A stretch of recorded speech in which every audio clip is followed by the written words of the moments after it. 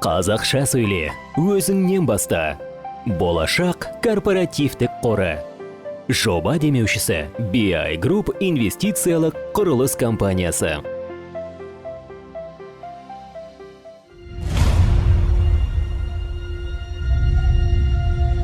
Арыстан патша фильмі Disney компаниясының Ренессанс кезеңіндегі шыққан ең танымал туындыларының ремейкі. Бірінші нұсқасы 94 жылы шыққан, ал осы биыл бұл жаңа үлгідегі жаңа технологияның мүмкіндіктерімен және қазіргі кино және эстрада жұлдыздарының қатысуымен жасалып жатқан жаңа жоба. Ал қазақ тіліне дыбысталып жатқан бұл 31-ші фильм.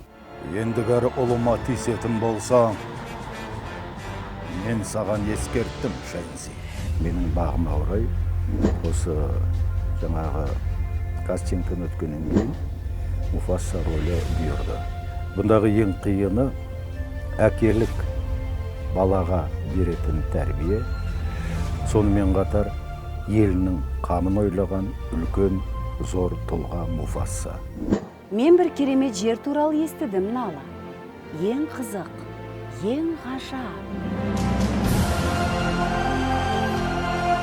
Соңғы шыққан Арыстан патша киносында маған Сараби кейіпкерін дыбыстау бұйырған екен.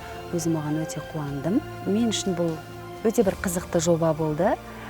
Біріншіден режиссердің, одан кейін дыбыстаған актрисаның жасаған образына әрине енді мен де өз кішкене болсын өз үлесімді қостым деп ойлаймын. Иә, өмірде түрлі жағдайлар болады.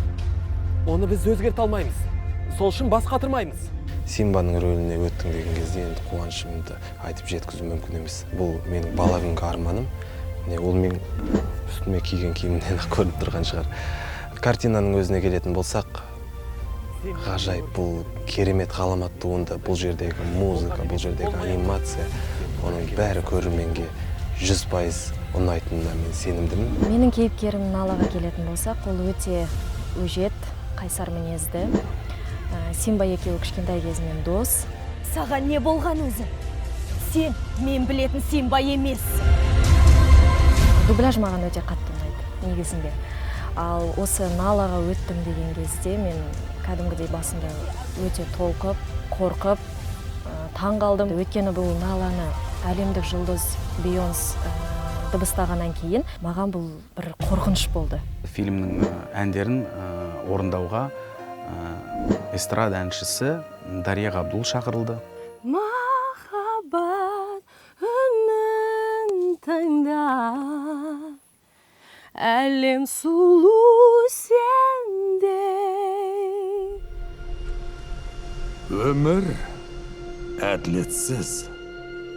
Солай досым. Менің кейіпкерім өте бір қызықты, бірнеше қырлы, сондай құйтырқы жерлері көп. Өз басыма бұл кейіпкер дыбыстау өте қызықты болды. Сенің күнің алаңсыз. Ал мыналардың өмірі түнек. Осы фильмде ең бір танымал деген, ең бір қызықты деген кейіпкер ол әрине Тимон мен Пумба.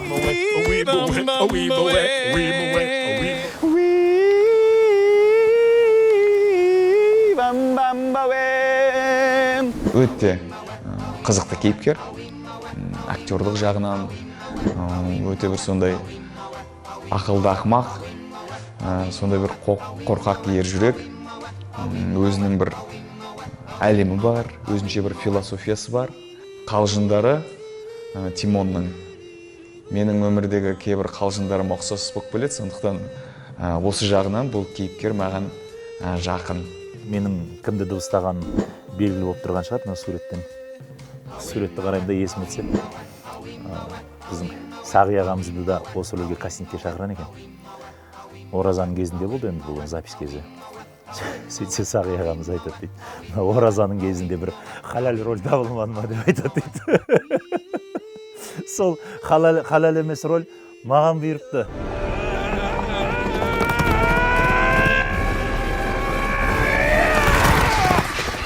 Қымбатты көрермендер, Акуна Матата. Оның мағынасы Арыстан патша кинотуындысын қазақша нұсқада көріңіздер.